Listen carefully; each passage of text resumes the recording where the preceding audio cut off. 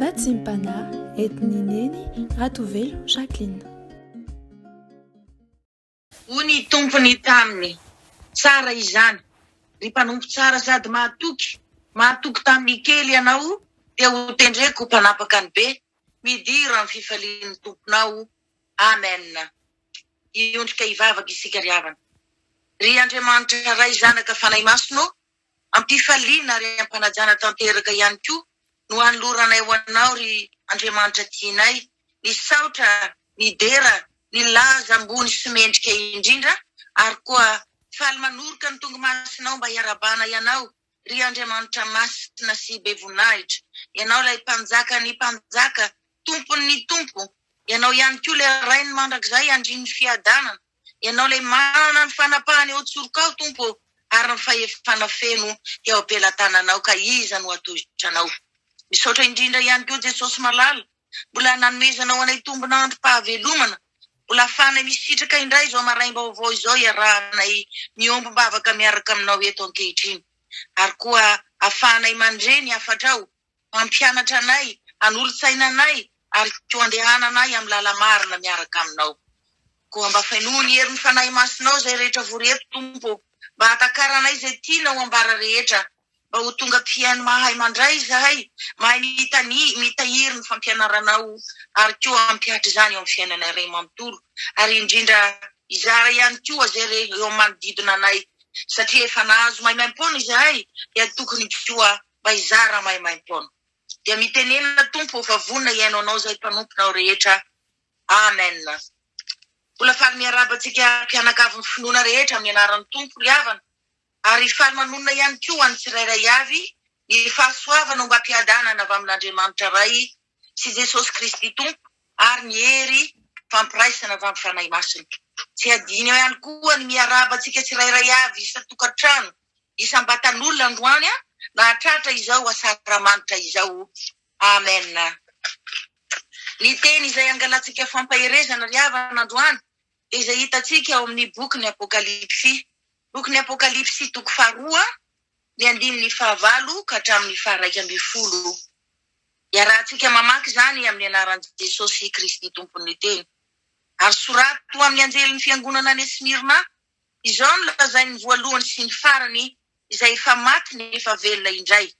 Fantatro ny fahorianao sy ny fahantrahanao, nefa manan-karena ianao, ary ny fitenenan ratsy ataony izay milaza ny tenan'o Jiosy, kanjo tsy izy fa sinagoga ny Satana. Aza matahotra izay efa niariaretanao, indro ny devoly efa anao ny sasany aminareo an-tranomaizina, mba ho voazatoetra ianareo, ary anapahoriana filona. Ako matoky hatramin'ny fahafatesana ianao, dia omeko anao ny sady voninahitry ny fiainana. Izay manatsofina aoka izy iaino izay lazainy fanahy amin'ny fiangonana, izay maharesy dia tsy ho simba ny fahafatesana faharoa. Amen. Izany ndray andinitsoratra masina izany ry havana no angalantsika fampaherezana androany mba ho vatsim-panahintsika. Smirna tokoa dia tanàna niorina teo amin'ny 50 kilometatra avaratra Efesosy teo, ary tanàna tena niroborobo fatratra tokoa izy. Saingy ny mampalahelo dia tanàna tena niaina tao anatin'ny fanompontsampy ihany koa Smirna, tahaka ny Efesosy ihany koa moa zany. Jesosy Kristy ry havana lay voalaza fa voalohany sady farany, efa maty nefa velona indray, dia milaza mazava tsara mihitsy fa nahita sady nafantatra tsara ny fahoriana sy ny fahantrana ny ainany reto vahoaka tao Smirna ireto.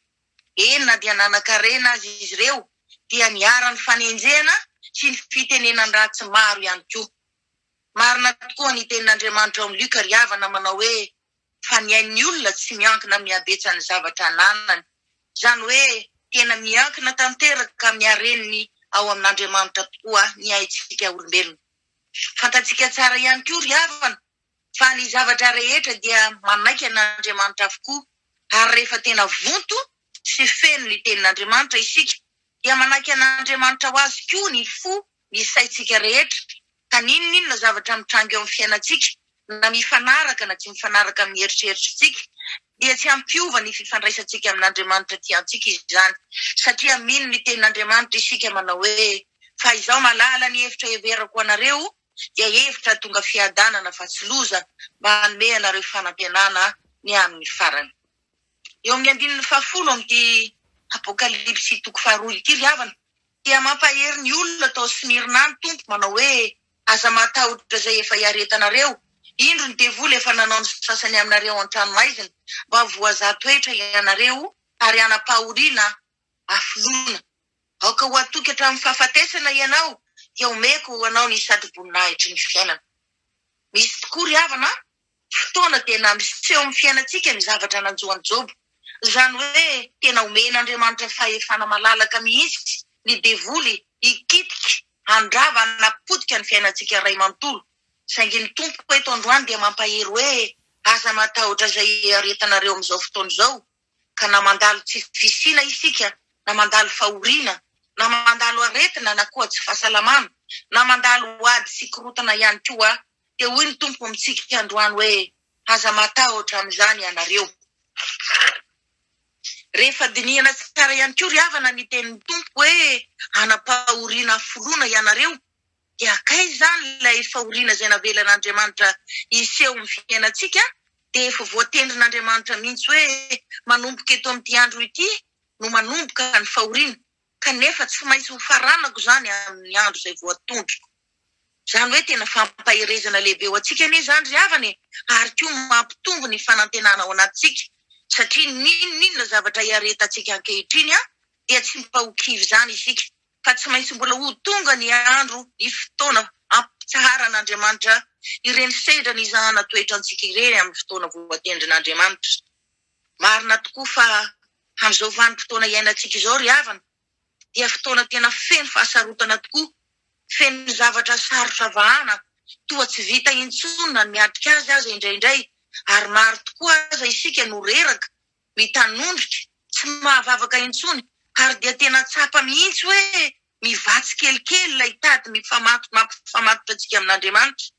Kanefa na izany aza mianjaanja ao anatrehan'Andriamanitra izany fahoriana iainantsika izany ka nahatonga azy teny amintsika rehetra ihany koa androany hoe aza matahotra zay efa niaretanareo ankehitriny, aza mitsahatra fa mivavah mandrakariva ka tsy reraka, aza morakivy izany ka sanatria hiala amin'ny fanarahana ny tompo matokian'Andriamanitra hatramin'ny fahafatesana azy. Tsarovy rehefa nasian'Andriamanitra fe-potoana avokoa ry havana ireny fizahan-toetra ireny ka tsy maintsy farana eo amin'ny fiainantsika avokoa ny fahantrana, ny aretina, ny fanenjehana, ny fanaratsiana, ny tsy fahombiazana ary zany rehetrarehetra zany dia hosoloan'Andriamanitra fahatsarana avokoa amin'ny andro voatendriny.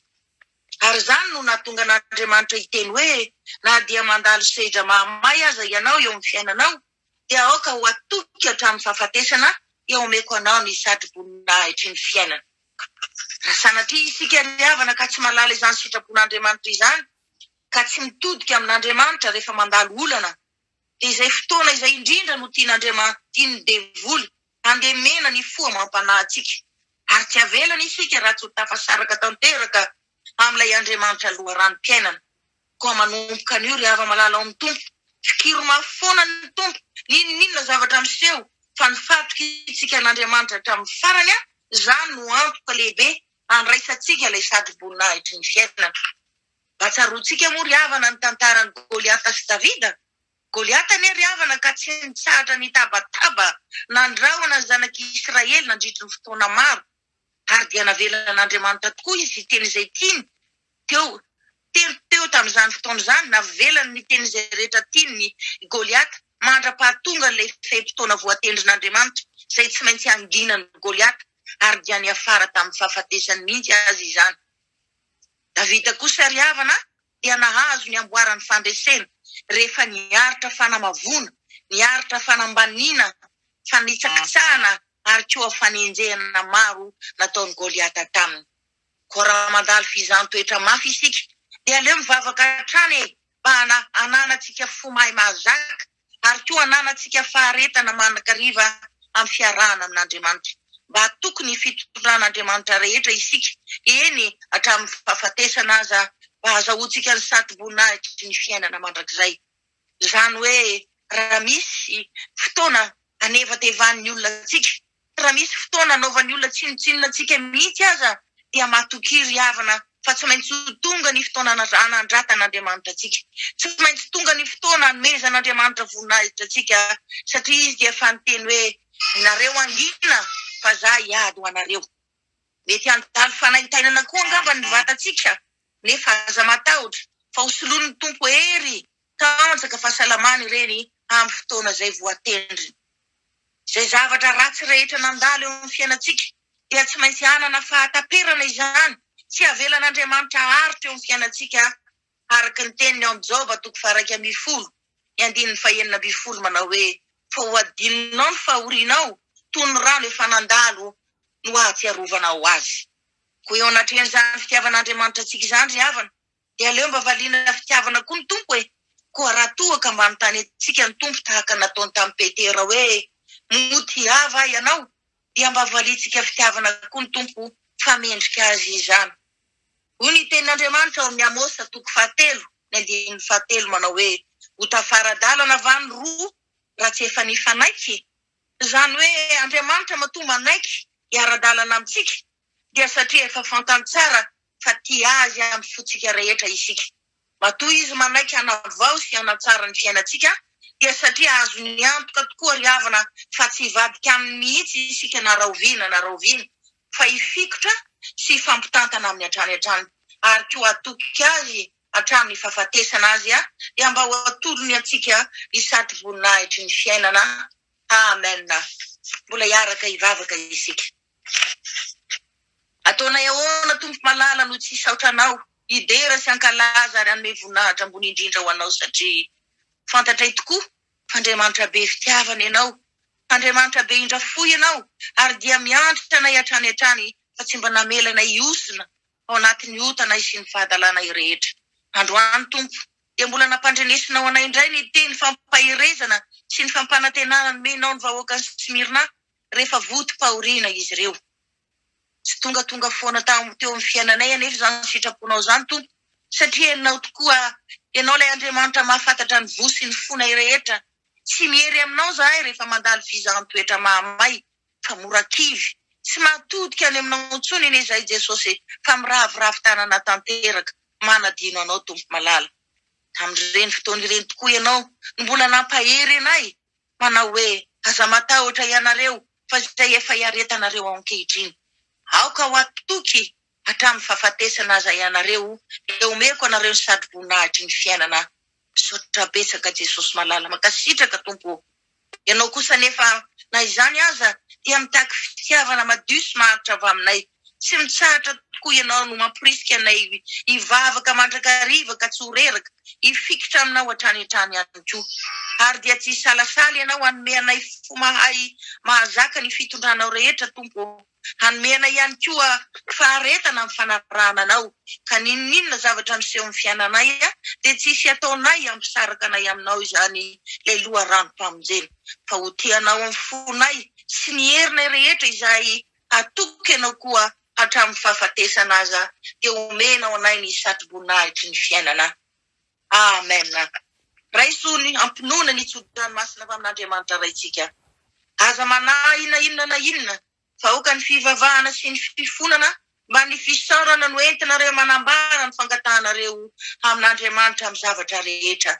Ary ny fiadanan'Andriamanitra izay mihoatra noho ny fahalalana rehetra hiaro ny fonareo sy ny hevitrareo amin'ny Kristy Jesosy ary tenenany hoe aza matahotra izay efa hiaretanareo. Aoka mo matoky hatramin'ny fahafatesana ianareo dia omeko anareo ny satroboninahitry ny fiainana. Ho tanteraka tokoa an'izany amin'ny anarany iray ny zanaka ary ny fanahy masina. Aleluia. Amen.